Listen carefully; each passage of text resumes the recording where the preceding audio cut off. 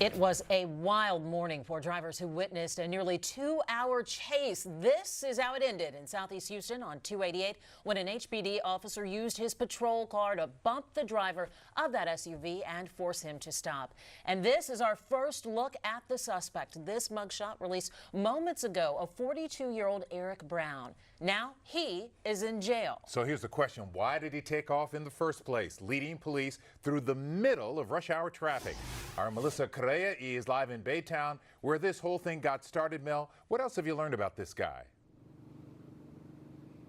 Well, for one, Len, investigators just tried speaking with Brown. They say he was not interested in answering any of those questions. Number one, why he led them on that nearly 2-hour chase. But here's what we know. Eric Brown now in Baytown jail, charged with evading arrest and assault with a deadly weapon. And get this, guys, investigators are now having to relive the chase, going play by play, looking for a gun they believe that was dumped somewhere between Baytown and Southeast Houston.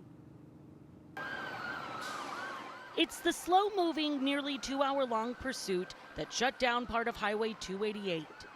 Baytown police say it all started here.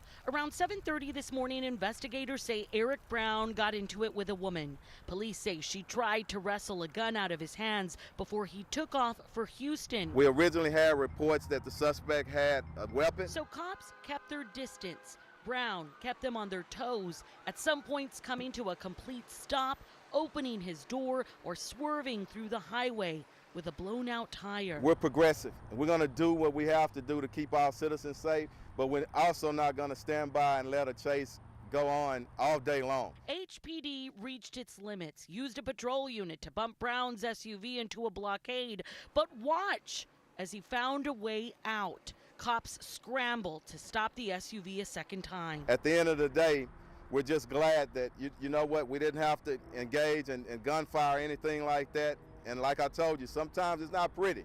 You know, you don't have a blue book or something where everything works out as like it's printed. Brown was not hurt. Neither were cops or commuters. An HPD unit did take a bit of a beating, but somewhere between Baytown and this spot on 288, police think Brown tossed a gun.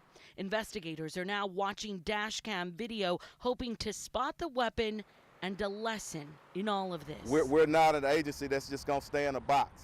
We're constantly moving and evolving and looking at a better way to do things.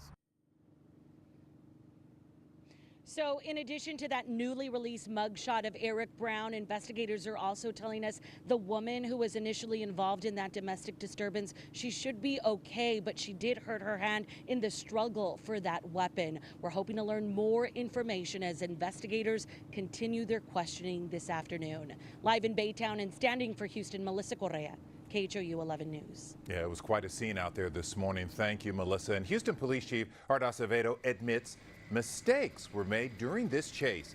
He's talking about a couple of incidents. First, the unsuccessful move here by officers to try and stop the car along the South Loop. And then later, right here on 288, when a SWAT vehicle tried to move in, watch what happens. The suspect pulls away before being boxed in.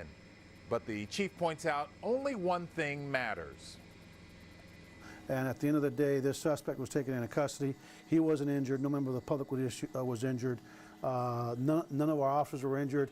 And I would say that, to me, that's the very best outcome we could wish for.